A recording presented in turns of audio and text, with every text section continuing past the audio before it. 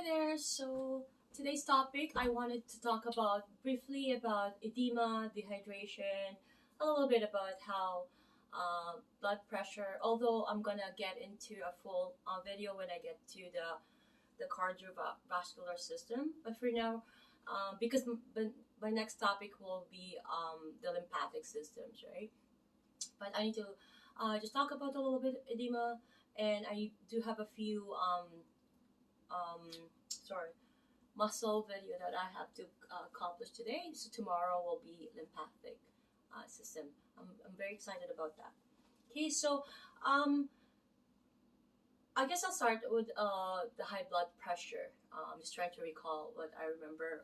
So for high blood pressure, we all know that when you go to your doctor or your therapist, a therapist can do your blood pressure too, can measure your blood pressure. What they do is they're gonna put a cuff of to measure your blood pressure, right, in your brachiocephalic, right, in here, right, or I'm gonna here. I can't see the camera. I drank a coffee. It's decaf, but it seems like it's giving me a little bit of anxious feeling. Sorry. So looking at the camera is making me feel dizzy. So here, right? So I'm having blood pressure already. So the doctor puts it the blood pressure cuff here, right? And what it does really is, you see our blood vessels, right? So we, I'm not gonna talk about both hearts because we're not dealing with that topic today. So we'll just focus on how the heart, the left ventricle, okay? Because they're both pumping. Left ventricle goes into from our head to toe. The right ventricle goes to our lungs, the pulmonary, right? But then the lungs is too close to the heart, so there's not much pressure in there. So we're not gonna talk about that anyways until we talk about the cardiovascular system. Okay, so going back to the pressure, so the heart is going to pump blood out on that aorta, right? So what systolic is, what the blood pressure is when the blood vessel is expanded, right?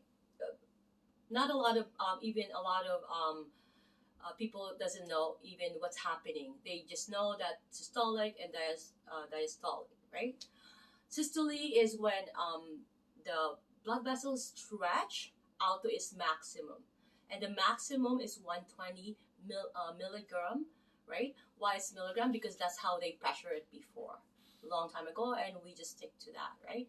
So it's the stretch, and then when it is going to relax, and still the blood flow is going through, let's say, the brain, to our skin, to every organs of our body.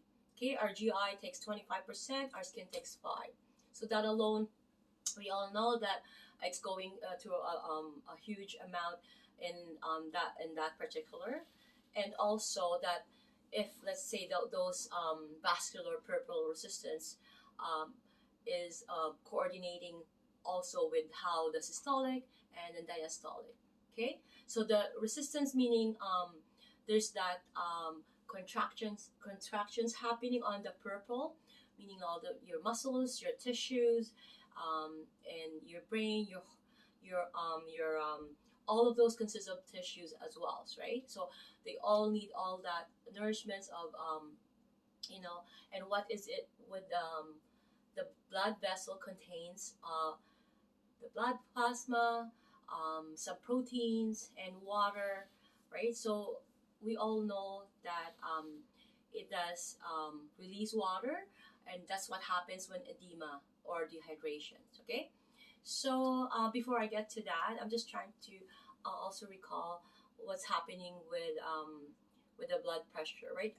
I'm sure that before you came into my channel, you do know what the blood pressure, you know the anatomy, and this is just me telling you the physiology in my own terms and what I remember, so we can all both learn from this experience. Okay, so now I've mentioned that 120 is the systolic measurement, a milligram, right? Mercury, and then the diastolic is 70, between 70 or 75, usually, to 80.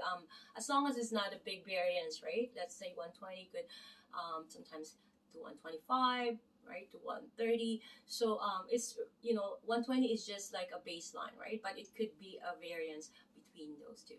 So we mentioned that the systole is when it's stretched, and the diastolic is when it's relaxed. Okay, so we have established that. Okay, so what's happening now when a person has an edema? So what's happening is so the blood vessel, right? So we all know that the capillaries, I said 5% goes to the skin. Okay, so the tissues, the muscles and everything, so 5%. So 5% will be at least 26%, 26 mercury. Okay, out of the 120. My coffee is getting cold. Or yeah, getting cold. So I just have to give it a sip. Give it a sip. So if let's say 26 mercury, just for the capillaries, right? So it's going to be we all know that in the blood vessel there is proteins. Okay, and most of these proteins are albumin. Okay, and you know that it cannot pass through. It cannot pass through the blood. There's that blood barrier. It's so how do you call this? This viscosity. It's not. Water can only pass through in and out through the blood vessels, right? So if there's any solutes inside the blood vessel, which is usually there's protein, right? It's or it's also called colloid, because that is the system is called it's that pressure, right? It's called colloid blood pressure, where the protein is actually when there's solutes, it's attracting water, so it's going to drive the water from the tissue into the blood vessel. So that's what's happening. It's like an osmosis, right?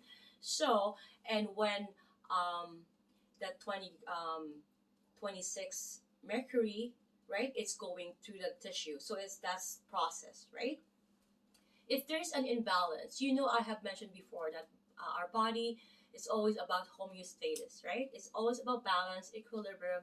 And what happens if there's any variances, if there's any slight, they detected that it's not, a stimulus was detected that homeostasis is not in balance. So the body, what it's going to do is going to bring back to its natural homeostasis, which is the body's natural equilibrium or balance in all aspect. And, I'm just speaking in general term, right? So what's going to happen is, it's going to cause edema. If let's say there's more fluid in the tissue, right? That's going to cause more edema. Whereas if it's less water or fluid in the tissue, that's going to cause dehydration. So that's what's happening there. Okay, and then there comes the limbs, right? When you say limbs, right? So these fluids that actually was left in the tissue, right? It went, from the peripheral resistance, it contracted, and then the plasma, the water's driven to the solutes, and then the water is coming out to the blood tissue, right? I mean the tissue, right? So it becomes tissue fluid, right? So there's more coming out into the tissue. It's becoming tissue fluid, and it's becoming an edema. In a case of an edema, right? So what's happening is the lymph, its job, the lymphatic system, right? Its job is to bring back. That's why there's a third system in this process, right?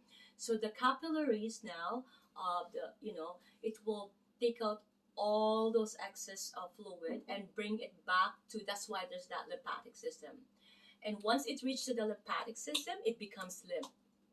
Those fluids that's in the tissue is no longer called tissue fluid. It's called lymph, okay? Because it's a lymph fluid now.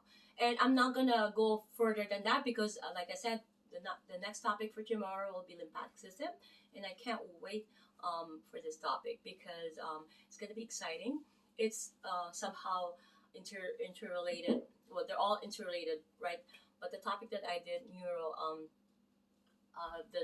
the nervous system, and I'm gonna get into the lymphatic system.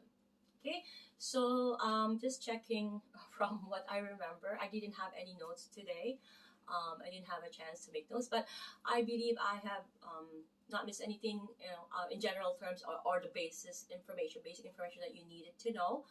Sometimes it's really, really confusing when you look at the book, but if you simplify this, you learn how the process and how it's being done in your own layman terms, in your own analogy.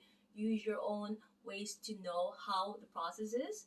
You can even, I don't know, it doesn't matter, even like a little piece of paper, and you use that to make an analogy, or a little, these three things here, you can use that as an example. Whatever it takes for you to absorb that information and keep it permanent, because that is the most important thing, especially if you're a student. That information that you read in the book will not really retain. Telling you, it doesn't work that way. Our brain is a very complex, our body itself as well, but mostly the brain, right? So if I miss anything, I'm gonna do a second video. But so far, I believe I'm the basis of what you should know about the edema, dehydration, and how the blood pressure is affecting that so far. One more thing I need for you to also say that if we do have blood pressure, high blood pressure, again, is when there's a stretch, right, of it's too much blood flow, but it's the resistance is more so, right? If we do high intensive training, I did 2 years ago probably. I was meaning to do this video with in connection to that. If you do that, high blood pressure is more manageable, more maintained, because what it does, it will lower down your high blood pressure until your next exercise. Whatever exercise you may have, but it has to be the HIIT, the high intensive training. I have did a quick video. I'm not sure if hopefully it was uploaded, but that's how we should be doing exercises if we do have some hypertension or high blood pressure. Okay, folks. So thank you so much, and God loves you, and I love you too. Bye bye.